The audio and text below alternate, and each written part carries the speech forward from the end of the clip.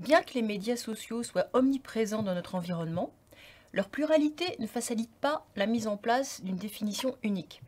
On peut néanmoins affirmer que ce sont des plateformes sur lesquelles les internautes se connectent pour échanger et se créer des réseaux en ligne.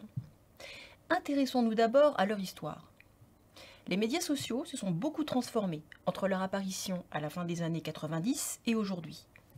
Si on peut maintenant partager des vidéos, poster des stories ou suivre le fil d'actualité de ses contacts, l'usage de ces plateformes était beaucoup plus limité il y a encore quelques années.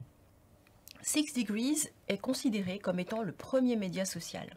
Il apparaît en 1997 et permet de se créer un profil et une liste de contacts avec lesquels on peut communiquer par message. Apparaît ensuite en 2000 Hot or Not, une plateforme sur laquelle les utilisateurs postent des photos d'eux qui sont évaluées par d'autres internautes.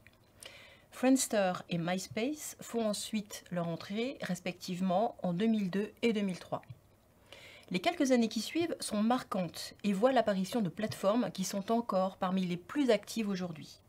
Ainsi, LinkedIn, le média social professionnel, est créé en 2002, puis viennent Facebook en 2004 ou encore YouTube et Reddit en 2005. Twitter suivra peu après en 2006. Le nombre de médias sociaux explose et l'audience se diversifie. Ces plateformes transforment progressivement notre manière de communiquer avec la popularisation du hashtag sur Twitter en 2007 et la multiplication des emojis pour communiquer rapidement des émotions. Se développent également les plateformes de microblogging comme Tumblr à partir de 2007. Les médias sociaux sont donc multiples et divers et proposent des fonctionnalités très différentes. Alors comment les classifier? D'un point de vue terminologique, leur nom même est relativement flou. Il implique la nécessité d'un intermédiaire, le média, et d'une caractéristique, le social. Cette définition montre rapidement ses limites car elle peut renvoyer à n'importe quel outil de communication. À la place de médias, les internautes parlent couramment de réseaux, mais si ces plateformes en favorisent la création, elles n'en sont pas elles-mêmes. Les chercheurs en communication, Jonathan Hobart et Steven Wildman, relevaient néanmoins en 2015 quelques points communs entre les médias sociaux. Ils s'intègrent aujourd'hui dans ce qui est appelé communément le Web 2.0. Ils s'appuient sur du contenu généré directement par les utilisateurs, ils nécessitent la création d'un profil de la part des internautes et facilitent la création et le développement de réseaux ou de communautés en ligne. On peut néanmoins regrouper les médias sociaux au sein de différentes catégories non exclusives. Parmi celles-ci, on compte notamment les blogs, les microblogs, le jeu social, les forums, le partage de photos, de vidéos ou encore les réseaux professionnels. Mais comment ces médias ont-ils évolué? Ils ont parallèlement attiré une audience toujours plus large tout en facilitant la création de plateformes spécialisées. Du point de vue des entreprises, c'est à partir du milieu et de la fin des années 2000 que les médias sociaux deviennent particulièrement intéressants. 2007 marque en effet le lancement de la publicité sur les deux mastodontes que sont Facebook et YouTube.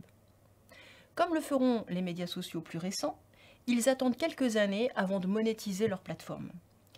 Twitter va patienter jusqu'en 2010 pour le faire et Instagram en 2013. Aujourd'hui, les publicités sont dans le feed des utilisateurs ou au sein même de leurs vidéos, que ce soit sur Facebook ou YouTube. Avec le développement des community managers, les entreprises ont compris l'intérêt de développer leur présence sur Internet et en particulier sur les médias sociaux. Les différentes plateformes sont désormais présentes à tous les niveaux dans une compagnie.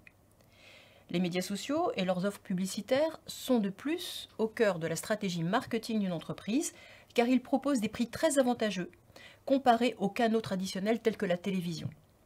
Ils permettent en outre un ciblage extrêmement efficace des prospects.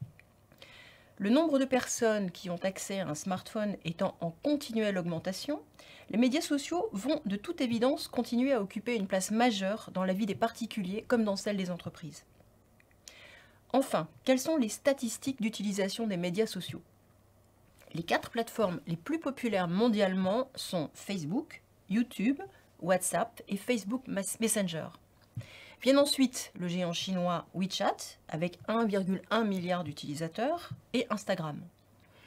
L'utilisation des médias sociaux varie également en fonction de l'âge. En France, Snapchat Facebook et Instagram sont les plus visités chez les 15-24 ans. Parallèlement, chez les moins de 13 ans, Facebook est rétrogradé à la 6e place. Les plateformes les plus prisées pour cette catégorie sont Snapchat, Instagram et TikTok. Pour finir, le téléphone est l'outil le plus utilisé par les utilisateurs français pour consulter les réseaux sociaux devant l'ordinateur et la tablette.